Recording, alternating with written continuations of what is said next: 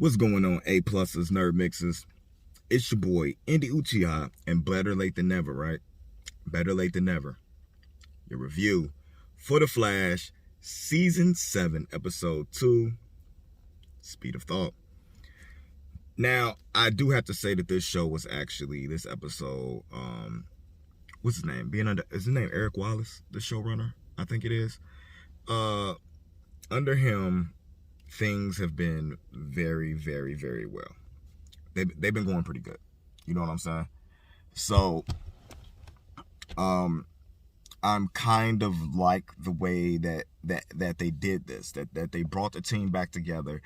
And another wrinkle that they threw in, basically, I feel like to depower Barry a little bit, in order to get the point across about what's going on. In this situation, the artificial speed force that they made ended up giving him super thought, like speed thought, to where he's able to calculate and solve problems faster than a supercomputer, like in his head, right? Coming off battle, what's going on, that seems like a very, very dope ability to have, but it's at the cost of his own emotions. The thing that we're used to Flash doing or using, the thing that made him the very hero that he was the fact that he led with his heart, and they took that away. And so I really like the way they brought back in Cisco. They brought Caitlin back. A big dope thing with the pandemic that happened is that basically it let Caitlin Snow only be gone for, what was it, 1 episode? So it don't even feel like she was gone. You know what I'm saying?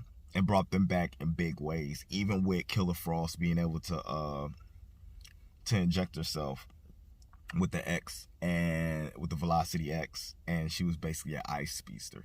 That whole thing was really cool. I really like that.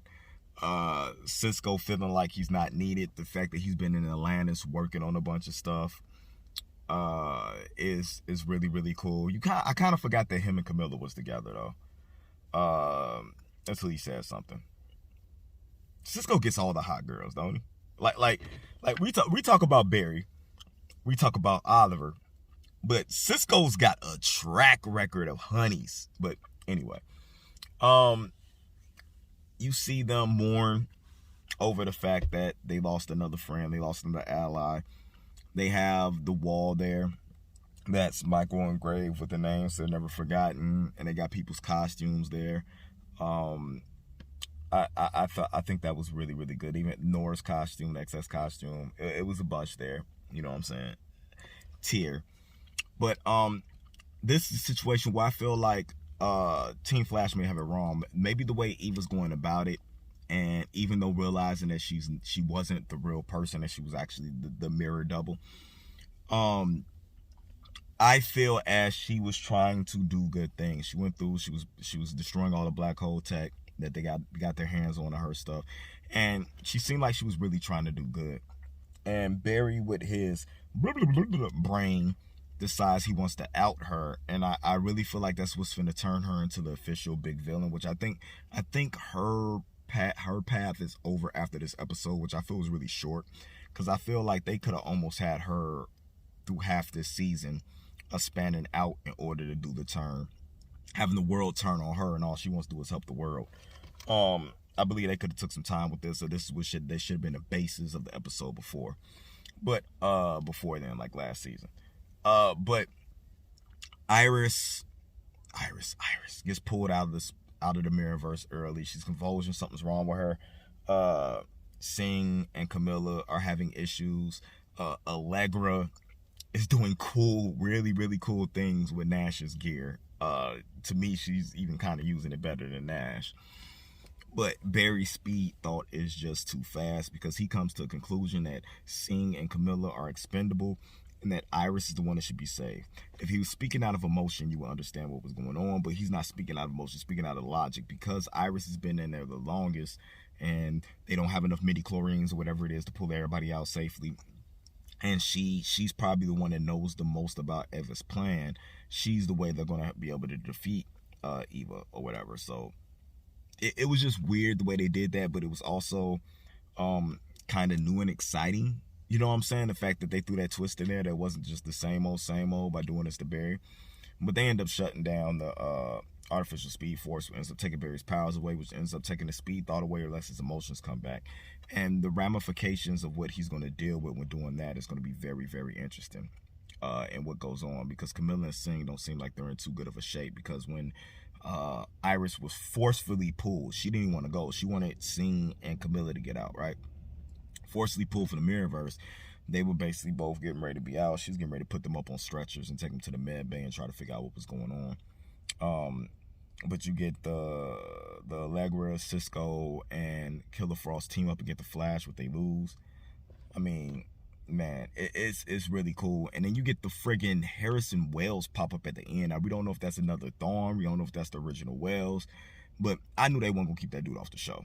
He's too integral to a part when it comes to the chemistry of the team to not have some type of Wells in the show. So that's going to be interesting. Or is that the look forward to the new problem that they're going to have after they get rid of Eva next week? I'm interested. I'm really interested. Eva's faster, stronger than the Flash, so we see what's going on. But there were flashes of like bluish white lightning, so maybe Barry's tapping into another true Speed Force, or maybe with the recreation of the multiverse, a new Speed Force was made. I don't know. We'll have to just see next episode and see what happens. But I endure you, if you haven't seen this episode, if you only seen it once, go back and watch it again, because it was a well-directed, well-written episode, probably one of the best episodes of The Flash that I have seen in a long time. Just with watching Grant Gustin be able to change character the way that he did and act without, you know what I'm saying, portraying emotion and different things like that.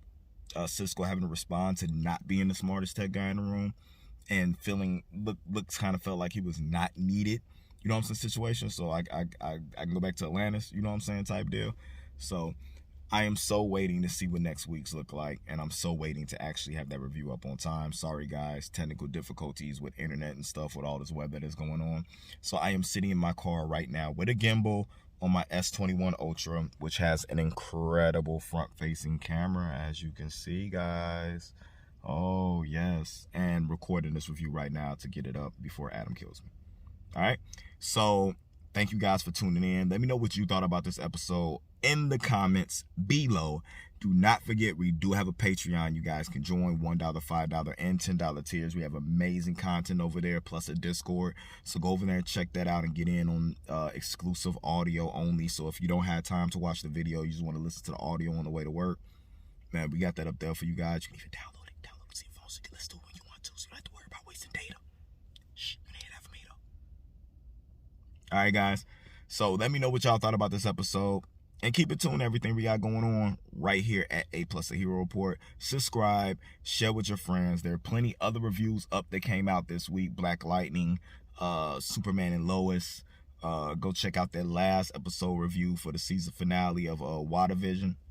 We got plenty of content up, guys. Check it out. Let us know what you think. Make sure to follow me at NerdMixAlpha Indieware, Indie Uchiha on Spotify, SoundCloud, and stuff like that. New music coming. Album drops on March 26th. See you guys later. Love y'all. Keep it A+. Indie out.